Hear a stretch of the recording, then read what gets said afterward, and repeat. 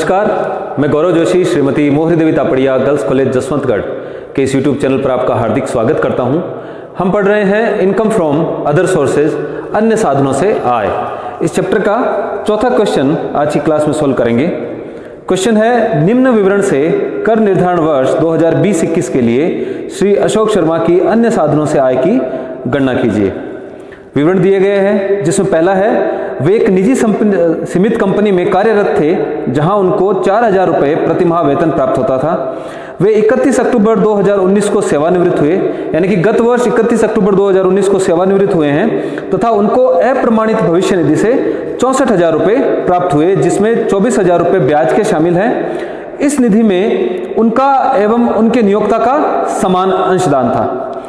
उनको अप्रमाणित भविष्य निधि से 64,000 रुपये प्राप्त हुए हैं और जिसमें 24,000 रुपये ब्याज के शामिल हैं। तो अप्रमाणित भविष्य निधि में नियोक्ता का अंशदान, और जब अप्रमाणित भविष्य निधि से पैसा प्राप्त होता है तो नियोक्ता का अंशदान और नियोक्ता के अंशदान पर जो ब्याज की राशि है वो वेतन की आय में सम्मिलित किया जाता है।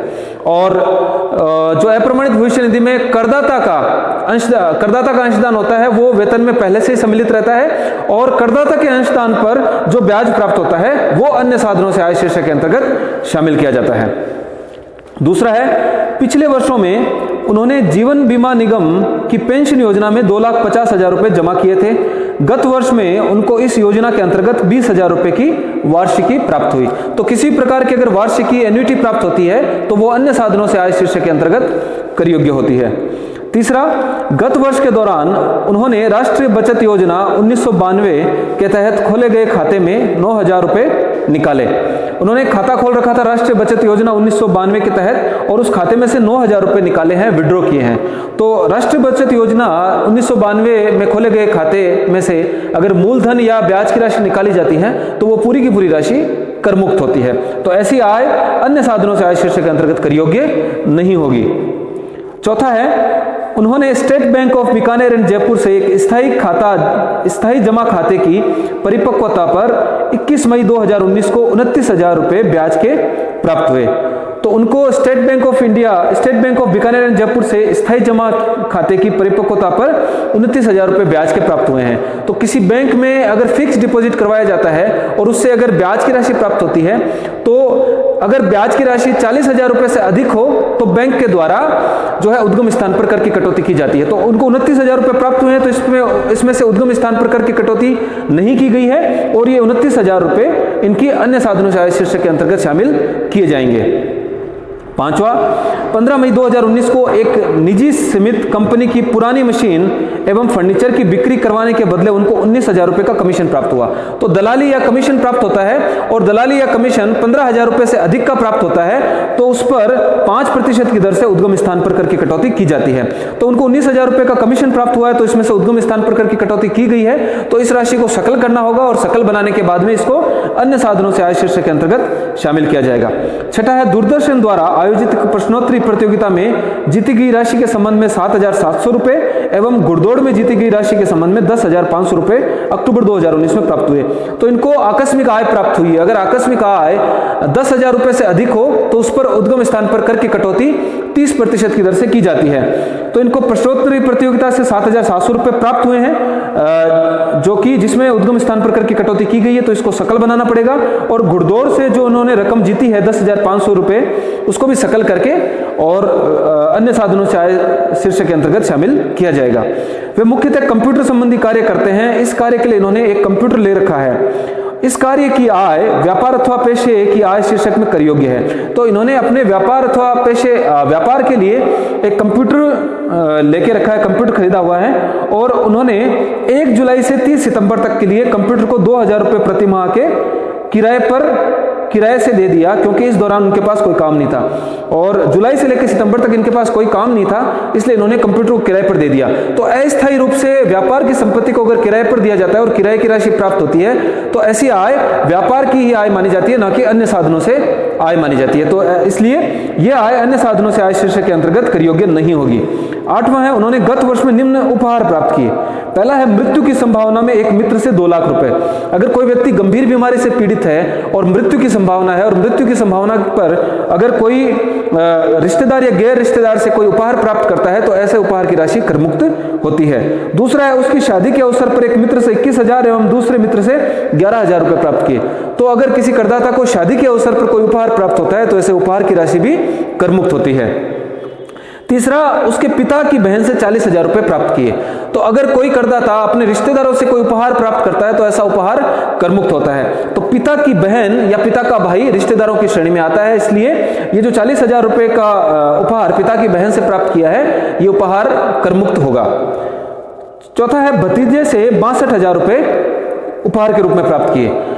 भतीजा जो है रिश्तेदारों की श्रेणी में नहीं आता, इसलिए अगर गैर रिश्तेदार से कोई उपहार प्राप्त किया जाता है और उपहार की राशि 50,000 रुपए से अधिक होती है तो ऐसी राशि अन्य साधनों से आय शीर्षक के अंतर्गत शामिल की जाती है। तो जो भतीजे से 62,000 रुपए उपहार के रूप में प्राप्त हुए हैं ये राशि अन्य साधनों से आय शीर्षक के अंतर्गत शामिल की जाएगी।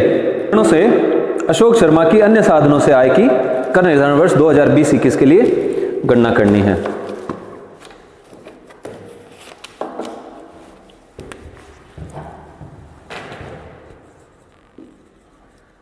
Computation of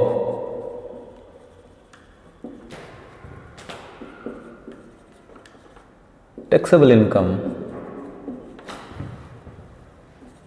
from other sources of Sri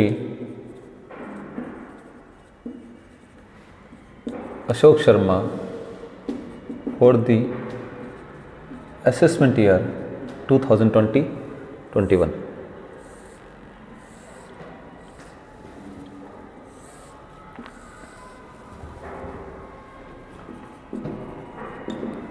Amount,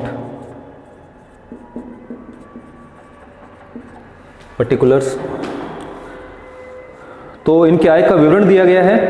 इसमें पहला है, वे एक निजी सीमित कंपनी में कार्यरत थे जहां 4,000 रुपये प्रति माह वेतन प्राप्त होता था और एक प्रमाणित भविष्य निधि में उनके द्वारा और उनके नियोक्ता द्वारा समान अंशदान किया जाता था।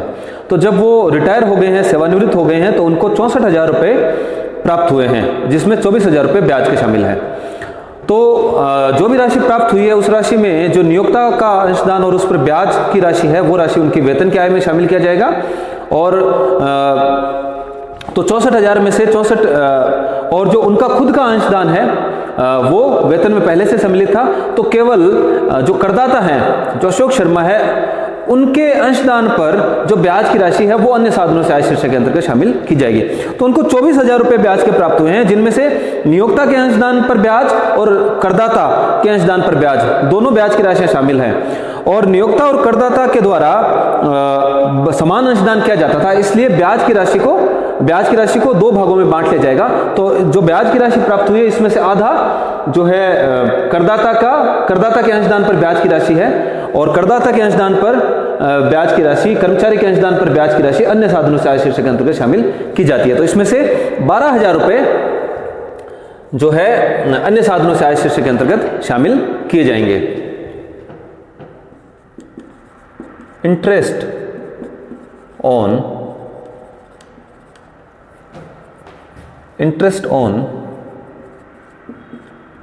SSCs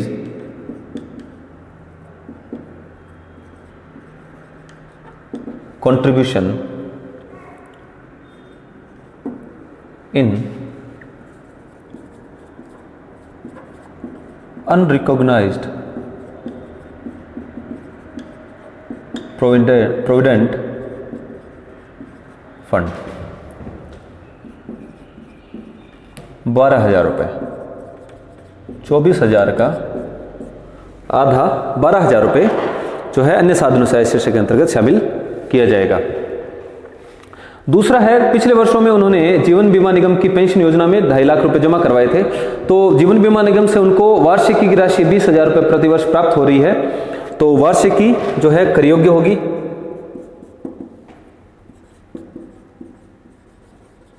एन्युटी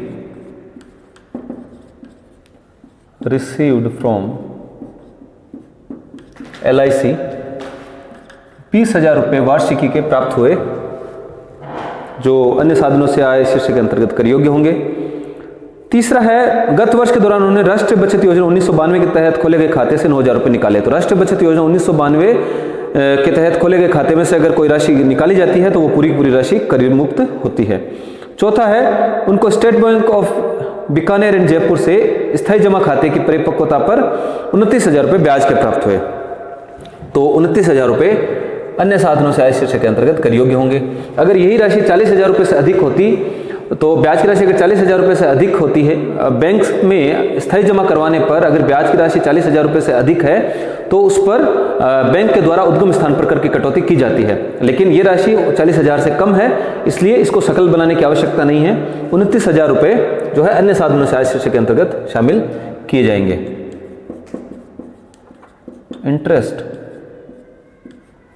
इंटरेस्ट फ्रॉम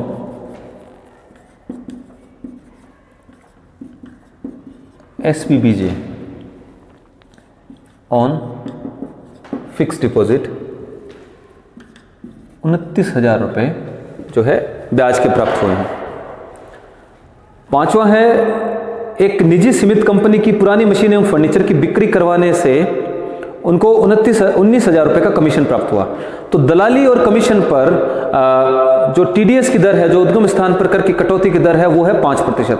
तो अगर 15,000 रुपये से अधिक दलाली या कमीशन प्राप्त होता है तो भुगतान करने वाले के द्वारा 5% की दर से उद्गम स्थान पर कर की कटौती की जाती है। तो उनको 19,000 रुपये कमीशन के रूप में प्राप्त हुए एक निजी सीमित कंपनी से। तो इसमें से उद्गम स्थान पर कर की कटौती की गई है, तो इस राशि को सकल बनाना पड़ेगा और सकल बनाने के बाद इसको अन्य साधनों से आय शीर्षक के अंतर्गत शामिल किया जाएगा। कमीशन रिसीव्ड फ्रॉम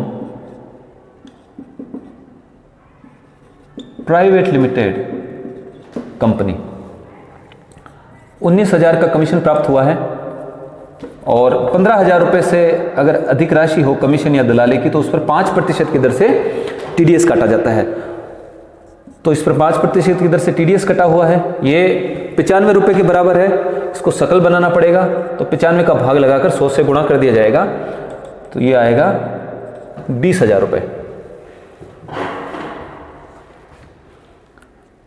आगे दिया गया, दूरदर्शन द्वारा आयोजित एक प्रश्नोत्तरी प्रतियोगिता, एक क्विज कॉन्टेस्ट था, उसमें इन्होंने 7,700 रुपये प्राप्त हुए हैं। तो 7,700 रुपये प्राप्त हुए हैं, ये इसमें से उद्गम स्थान पर कर की कटौती की गई है, तो इसको सकल बनाना पड़ेगा। तो जो आकस्मिक आय है, आकस्मिक आयों पर 30% की दर से उद्गम स्थान पर कर की कटौती की जाती है।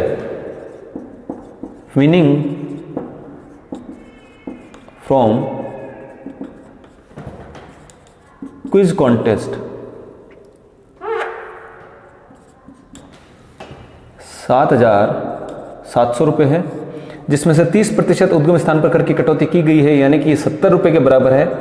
इसको 100 से गुणा करने पर 70 का भाग लगाकर 100 से गुणा करने पर जो सकल राशि है, इनाम की राशि ज्ञात हो जाएगी। तो 7,700 में 70 का भाग लगाकर 100 से गुणा करते हैं तो ये आता है 11,000 रुपये। तो क्विज कॉन्टेस्ट से 11,000 रुपये इनाम के रूप में जीते, जो सकल अन्य साधनों से आय शीर्षक के अंतर्गत शामिल किया जाएगा। और घुड़दौड़ से इनको 10,500 रुपये प्राप्त हुए हैं, इसको भी सकल बनाना पड़ेगा। विनिंग फ्रॉम हॉर्स रेस 10,500 रुपये, ये 70 रुपये के बराबर है, तो 70 का भाग लगाकर 100 से गुणा कर देंगे। 10,500 में 70 का भाग लगाकर 100 से गुणा कर देंगे तो ये आता है 15,000 रुपये। तो 15,000 रुपये की इनाम की राशि इन्होंने घुड़दौड़ से जीती है। वे मुख्यतः कंप्यूटर, सातवां है, वे मुख्यतः कंप्यूटर संबंधी कार्य करते हैं। तो इन्होंने अपने व्यवसाय के लिए एक कंप्यूटर खरीदा था और काम नहीं होने के कारण इस कंप्यूटर को इन्होंने अस्थायी रूप से किराए पर उठा दिया। तो व्यापार की संपत्ति को अगर किराए पर उठाया जाता है तो जो किराए की आय है वो व्यापार की आय ही मानी जाती है, ना कि अन्य साधनों से आय। तो इसलिए ये आय इनकी व्यापार की आय मानी जाएगी, ना कि अन्य साधनों की आय। आठवां है, उनको गत वर्ष में निम्न उपहार प्राप्त हुए। तो हम बात कर चुके हैं कि मृत्यु की संभावना पर अगर किसी रिश्तेदार या गैर रिश्तेदार से कोई उपहार प्राप्त होता है तो वो पूर्णतया करमुक्त होता है। दूसरा हम बात कर चुके हैं कि शादी के अवसर पर अगर किसी से भी, चाहे रिश्तेदार हो या गैर रिश्तेदार हो, कोई उपहार प्राप्त होता है तो ऐसा उपहार भी करमुक्त होता है। और अगर रिश्तेदारों से कोई उपहार प्राप्त होता है तो ऐसा उपहार भी करमुक्त होता है। तो तीसरा जो पॉइंट है उसमें लिखा है कि पिता की बहन से 40,000 रुपये प्राप्त हुए। तो पिता की बहन रिश्तेदार की श्रेणी में आती है। तो रिश्तेदार से जो पिता की बहन से जो उपहार प्राप्त हुआ 40,000 रुपये का, वो भी करमुक्त है। और चौथा है भतीजे से 62,000 रुपये प्राप्त हुए। तो भतीजा जो है वो रिश्तेदार की श्रेणी में नहीं आता। तो अगर किसी गैर रिश्तेदार से गत वर्ष में कोई उपहार प्राप्त होता है और उपहार की राशि अगर 50,000 रुपये से अधिक है तो ऐसी राशि फिर अन्य साधनों के से आय शीर्षक के अंतर्गत शामिल कर ली जाती है। तो जो भतीजे से उपहार प्राप्त हुआ है वो अन्य साधनों से आय शीर्षक के अंतर्गत शामिल किया जाएगा। गिफ्ट फ्रॉम नेफ्यू, और पूरी की पूरी राशि, उपहार की पूरी राशि कर योग्य होगी। इन सब का टोटल कर लिया जाएगा। 12,000, 20,000, 29,000 प्लस 20,000, 11,000 प्लस 15,000 प्लस 62,000, 1,69,000, 1,69,000 इनकी टैक्सेबल इनकम है अदर सोर्सेज से। तो इनकी टैक्सेबल इनकम फ्रॉम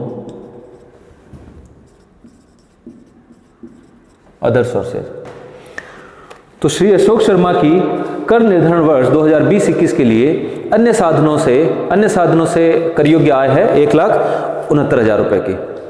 तो आज की क्लास में इतना ही। मैं आशा करता हूं कि आज की क्लास में हमने जो क्वेश्चन सॉल्व किया वो आपको अच्छे से समझ में आया होगा। इस वीडियो को लाइक कीजिए, शेयर कीजिए, हमारे YouTube चैनल को सब्सक्राइब कीजिए। धन्यवाद।